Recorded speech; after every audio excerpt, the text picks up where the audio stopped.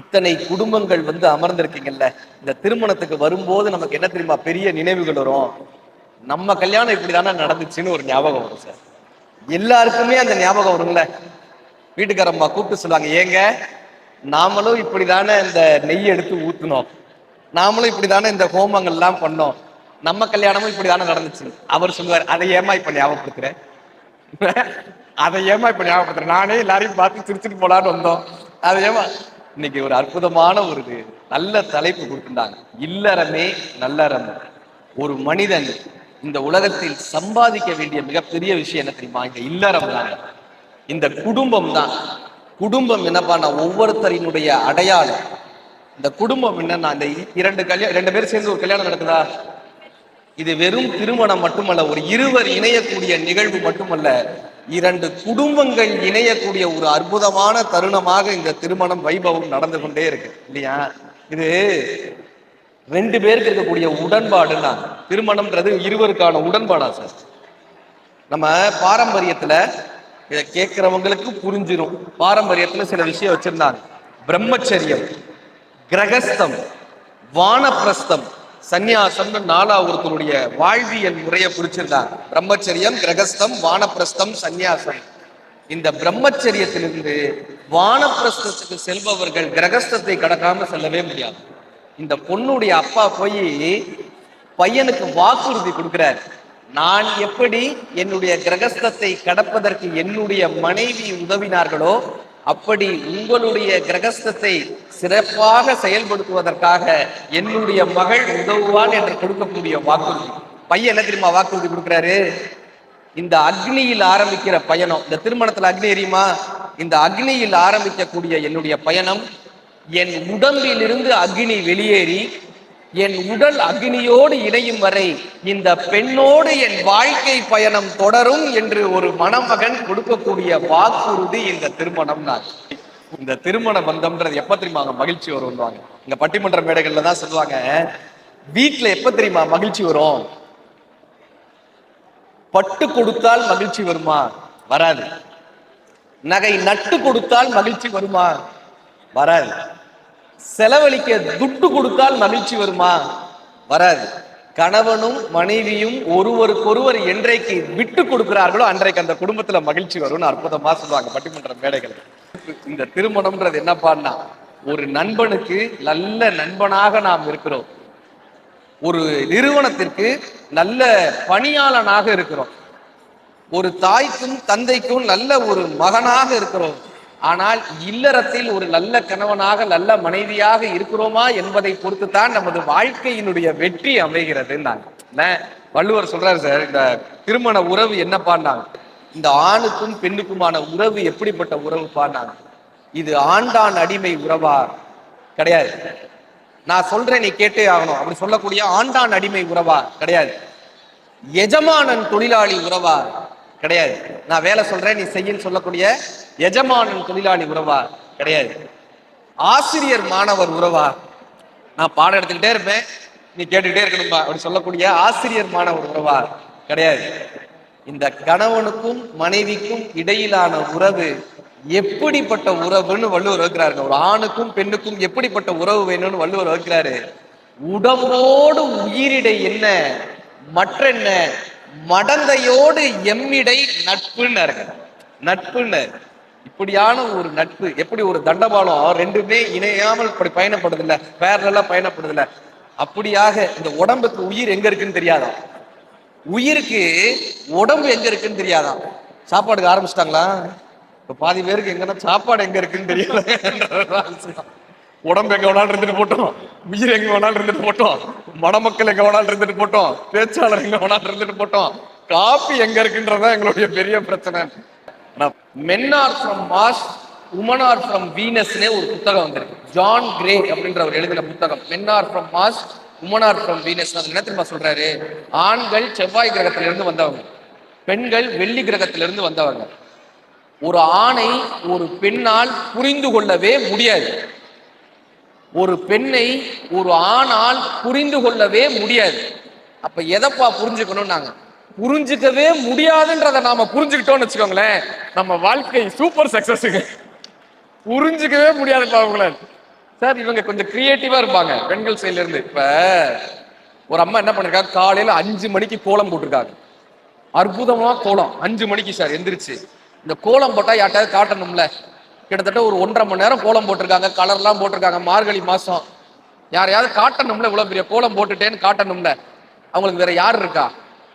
வீட்டுக்காரரை போய் எழுப்புனாங்க காலையில 5 மணிக்கு. ஏங்க ஏங்க எந்திரிங்க எந்திரிங்க.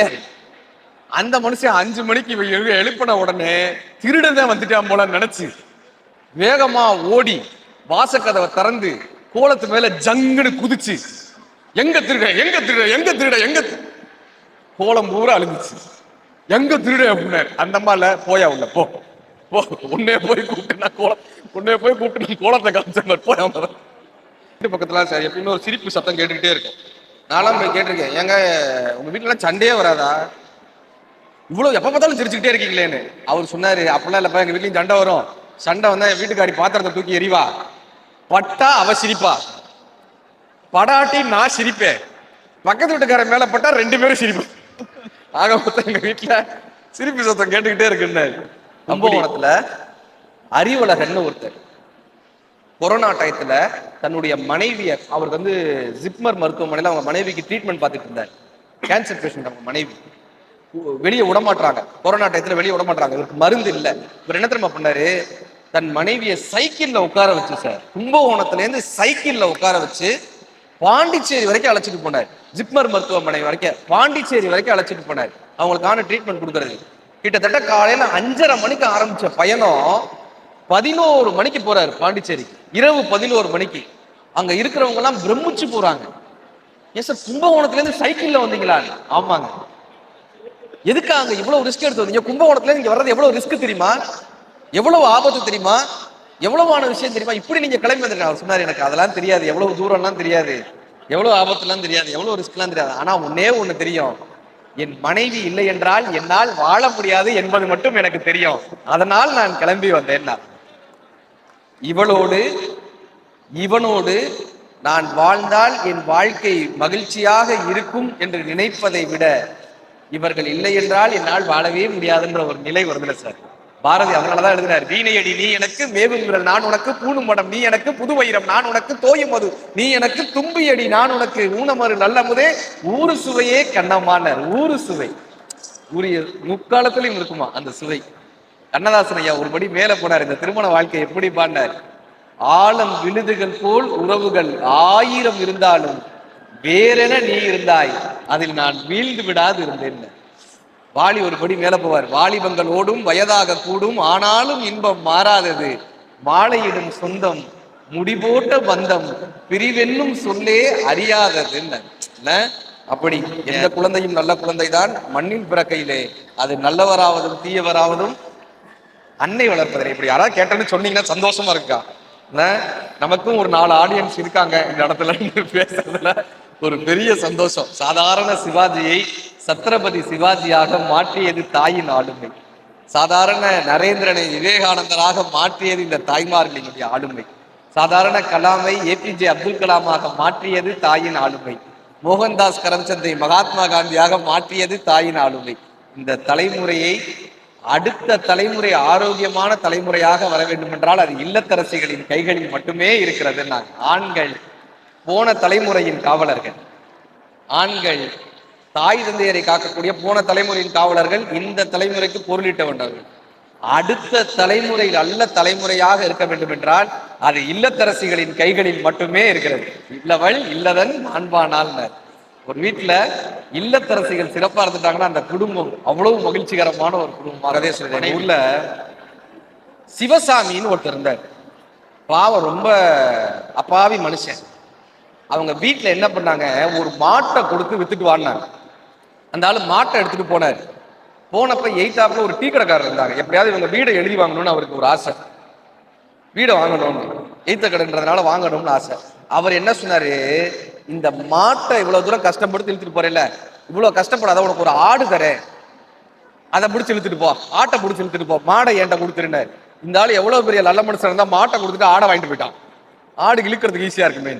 அந்த பக்கம் வந்து இன்னொருத்தர் சொன்னாரு, ஆடு கொஞ்சம் கஷ்டம்பா இழுக்கிறதுக்கு, நான் உனக்கு ஒரு கோழி தரேன், ஈஸியா அப்படி பிடிச்சிக்கலாம், கோழியை பிடிச்சிக்கலாம், ஆட்டை ஏன்ட்ட கொடுன்னாரு. ஆட்டை கொடுத்துட்டு கோழியை வாங்கிட்டு போனான்.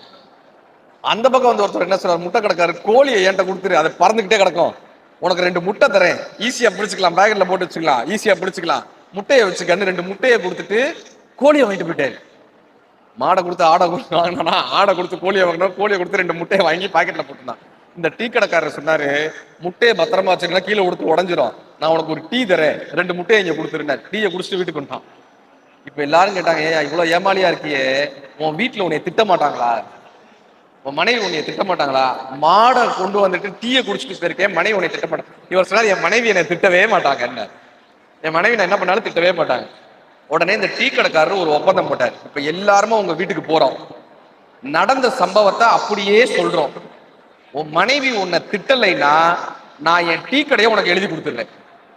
எல்லாரும் முன்னாடி உங்க வீட்டுல உன்னை திட்டாங்கன்னா உன் வீட்டை நீ எனக்கு எழுதி கொடுத்துடணும். இப்படி ஒரு ஒப்பந்தம் 2 பேருக்கு ஒப்பந்தம் போட்டுக்கிறாங்க. எல்லாம் ஊர்க்காரங்க, பஞ்சாயத்துக்காரங்க எல்லாம் போனாங்க. அவங்க மனைவியை கூப்பிட்டாங்க.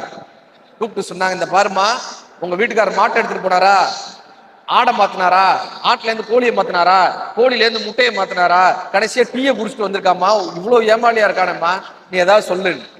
அந்த அம்மா வந்தாங்க.